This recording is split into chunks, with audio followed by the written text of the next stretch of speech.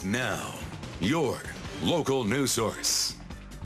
Good evening, I'm Jacqueline Sprague. Thank you for joining us tonight. The biggest race of the Keeneland Spring Meet, the Toyota Bluegrass Stakes, came down to a thrilling finish, and the favorite was not among those at the wire. Long shot Brilliant Speed came from last to edge Twinspired in a photo finish. Brilliant Speed, ridden by Joel Rosario and trained by Tom Albertrani, punches a ticket to the Kentucky Derby with the win. Here's ABC 36 Sports Director Kent Spencer with more.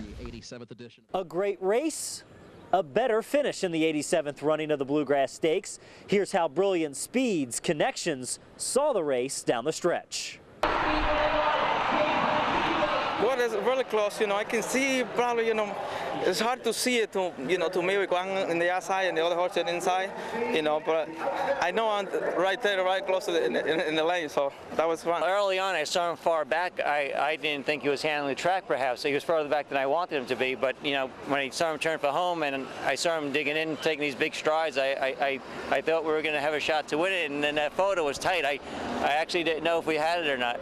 And now you know what this means. Brilliant Speed now punches his ticket to the first Saturday in May and the Kentucky Derby. We'll have much more on the 87th running of the Bluegrass Stakes coming up a little later in sports. Reporting at Keeneland, Kent Spencer, ABC 36, your local news source. In other news, Lexington police are investigating after they say an elderly woman's home was vandalized. ABC 36's Kate Slattery spoke with the homeowner and has more. Millie Cisco says she is devastated by this graffiti she says was left behind by some vandals. And the next day I went to take my garbage out and there it was, all of that wall. She says she walked outside her house Thursday to find black spray paint all over her house. It shocked me to death. I said, oh my God, what's happened? Seeing drawings and words now cover the front side and back of the home. When I turned around and come back to the door, opened my storm door, that was my face on each side of the window, black. Police say they are now investigating the incident. Millie says she's considering having security equipment installed outside of her house, but she says it's still very upsetting. It just tears me up. I don't want to eat. I'm not hungry. I don't get hungry.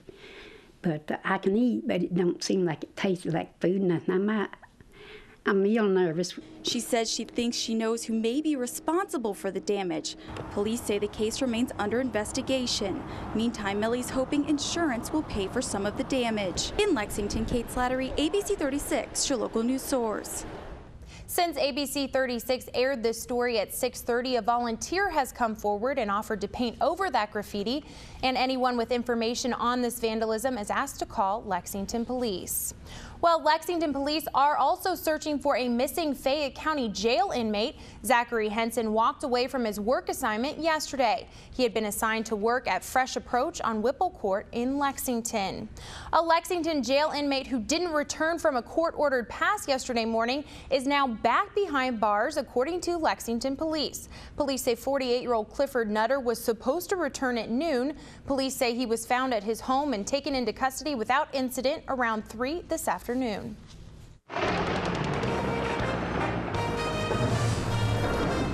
It has been a pretty ugly, raw day out there. Some drizzle, temperatures falling through the lower 40s this evening, and even the late afternoon was pretty unpleasant out there. Our live Viper radar shows that the rain showers are on the decrease. They are moving east through the eastern part of the Commonwealth, and they're going to be ending very, very soon. They generally have ended in the Bluegrass counties. A few of these showers are just slightly heavier, a few of them in Morgan County and southeastern parts of Menifee County, also into parts of Perry County and into Knott County as well. In the Bluegrass region, though, these are on the way out. 41 right now in Lexington. It feels a lot more like an early March or almost a late February night out there. And temperatures are going to be falling into the 30s tonight as we gradually begin to clear out from west to east. We are dealing with some flooding after that heavy rain yesterday and early this morning, and even this past week. Back on Monday into Tuesday, we had some heavy rain, so we never really recovered from that. Flood advisories and flood warnings for many locations. The good news in all this is that tomorrow will be a much brighter and milder day, and that'll give those rivers more of a chance to recover before the next round of wet weather develops before the middle part of next week. Your 7-day forecast is minutes away. Jacqueline, back to you. Thank you, Jeff. The Kentucky Parole Board has postponed a hearing for a woman convicted of killing 5 people in Lexington in the 1980s. The full parole board opted to delay the hearing for 52-year-old Tina Hickey Powell from Monday until April 25th because enough board members wouldn't be available to hold the hearing. That's according to the Lexington Herald Leader. A 2-member panel bound the case over to the full parole board this past Wednesday. Powell and 47-year-old LaFonda Faye Foster were convicted of 5 counts of murder in 1987. A fundraiser was held today in memory of one of Lexington's fallen police officers. The Badges vs. Burgers Challenge took place today to celebrate the life of Officer Brian Durman, who police say was killed by a hit-and-run driver in April 2009. Today, 9 contestants competed to see who could eat a 50-ounce burger and a pound of French fries in under 25 minutes. One officer said he and his colleagues have been looking for a way to pay tribute to the fallen officer. It's really just a way for us to get together as a community, as a police department, as friends and family, just to remember him in a positive way. All of today's donations went towards the Wounded Warriors Project in Officer Durman's name. A special project to plant several trees took place in Lexington today. The effort is called Reforest the Bluegrass. Hundreds of volunteers helped to plant about 8,000 trees at Liberty Park. One woman who braved the cold said she's new to the area and just wanted to help the environment. It's important because the area is still a developing area. They've recently put a lot of these new developments in here, and it's really bringing the community together. Reforest the Bluegrass has been an ongoing project since the late 90s.